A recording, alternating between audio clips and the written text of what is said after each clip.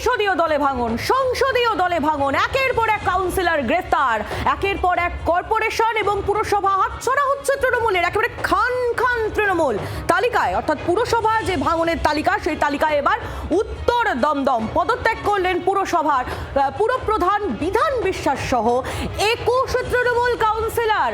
উত্তর দমদম পুরসভা, সেখানেও এবার তৃণমূলে ভাঙন। পদত্যাগ করলেন পুরপ্রধান বিধান বিশ্বাস সহ 21 জন তৃণমূল কাউন্সিলর।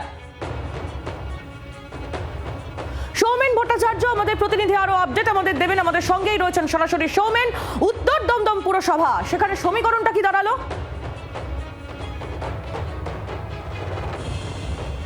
দেখো, একদমই তাই। এই মুহূর্তে কিন্তু সমীকরণ দাঁড়ালো 34টি ওয়ার্ডের মধ্যে পৌর প্রধান সহ 21 জন কাউন্সিলর তারা আজকে পদত্যাগ করলেন এই ইতিমধ্যেই। আর 12 জনের সিদ্ধান্ত কিন্তু এখনো জানানো হয়নি। তাদের আগামী দিনের সিদ্ধান্ত কি হবে সেটাই এখন দেখার বিষয়। কিন্তু বর্তমানে পৌরসভার পৌর প্রধান কিছুক্ষণ আগেই পদত্যাগ করেছেন এবং তারপর থেকেই কিন্তু বেশ কিছু প্রশ্ন উঠছে। যেমনটা আমরা দেখিয়েছিলাম যে উত্তর দমদম পৌরসভা ঠিক গেটের বাইরে কিছুদিন আগে কর্মচারীরা বিক্ষোভ দেখেছিল, যেখানে এখনো ব্যানার কিন্তু উজ্জ্বল।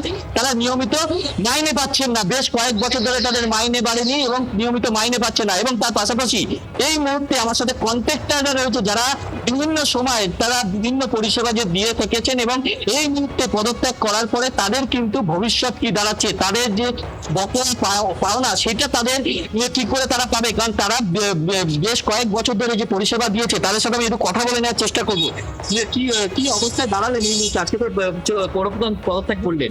আজকে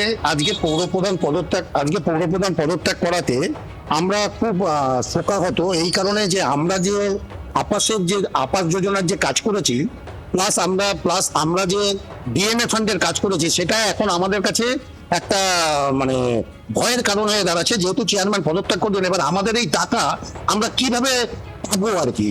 সেই জন্যই আমরা মাননীয় আমাদের যে সৌরভ সিকদার মহাশয় এমএলএ সাহেব আছেন, তার মাধ্যমে আমরা মন্ত্রীর কাছে এই জিনিসটা জানাতে চাইছি। আমাদের যে পিডব্লিউডি মিনিস্টার আছে, কারণ আমরা পিডব্লিউডির কন্ট্রাক্টর এবং আমরা হচ্ছে জলের প্লাম্বিং কন্ট্রাক্টর। ফলে আমাদের এখন যে জায়গায় চলে গেল একই জলে, এই কারণে এইটার উপরই আমরা সম্পূর্ণভাবে নির্ভরশীল। আমরা শিক্ষিত হয়ে হয়তো সরকারি চাকরি পাইনি, কিন্তু এটার উপরই আমাদের পরিবার নির্ভরশীল এবং আমরা 150 কন্ট্রাক্টর এখানে রয়েছি।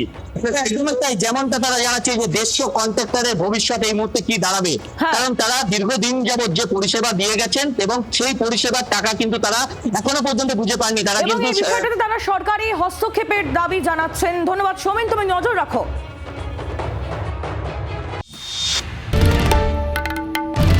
বাংলার আওয়াজ, বাঙালির আবেগ, জি 24 ঘন্টা।